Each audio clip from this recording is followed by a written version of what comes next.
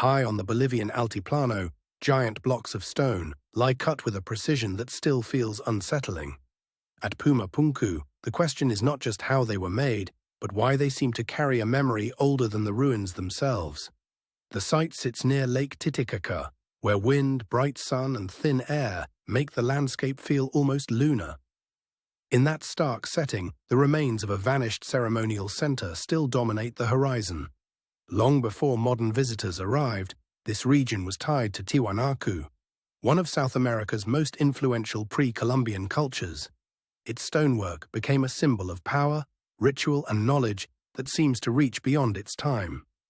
The ruins we see today are only fragments, but they are fragments with an unusual presence. Angled blocks, tight joints, and unfinished edges make the site feel like a puzzle interrupted in mid-sentence. That interruption is part of the fascination.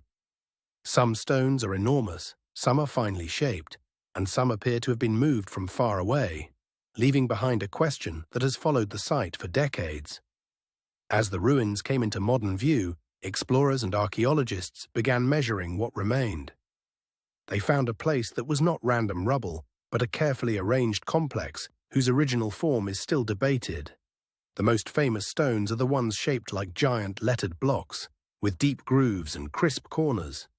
To many people, they look less like rough masonry and more like parts of a machine or a system. That impression has fueled years of speculation. If ancient builders made these forms by hand, what tools did they use, and how did they achieve such clean geometry on stone this hard? Supporters of extraordinary interpretations point first to the precision. They argue that the seams, angles, and repeated shapes suggest a level of engineering that feels out of place in the distant past. One detail that keeps returning is the scale of the blocks themselves. Some weigh many tons, and moving them across the high plateau would have required planning, labor, and methods that are still discussed today. Another striking feature is the apparent standardization. Repeated shapes appear across the site, as if builders were following a design language rather than improvising stone by stone. Then there is the question of transport. Some stones are linked to quarries many miles away, which means the builders had to solve not only carving, but also hauling, lifting, and placement at altitude. The site also sits in a landscape rich with myth.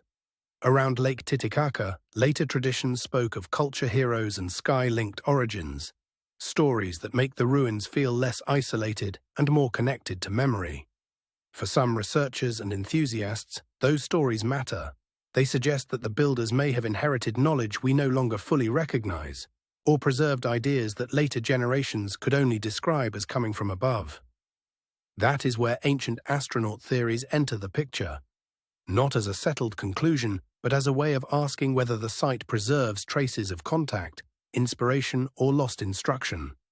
The appeal is easy to understand. Puma Punku feels engineered, deliberate, and strangely advanced, as if the builders were working from a plan that never survived in written form. Yet the conventional picture is not simple either. Tiwanaku builders were skilled, organized, and capable of impressive stonework, even if much of their technology is now lost to time. Archaeologists have pointed to stone abrasion, hammering, and careful fitting as evidence of human craftsmanship. In their view, the site reflects extraordinary labor and expertise, not impossible technology. Even so, the site keeps its edge because the workmanship is so exact in places and so broken in others. It is the combination of precision and ruin that makes the place hard to settle in the mind. Some blocks appear unfinished, which opens another line of thought. Were they abandoned mid-project, damaged by time, or left as part of a larger complex we can no longer reconstruct?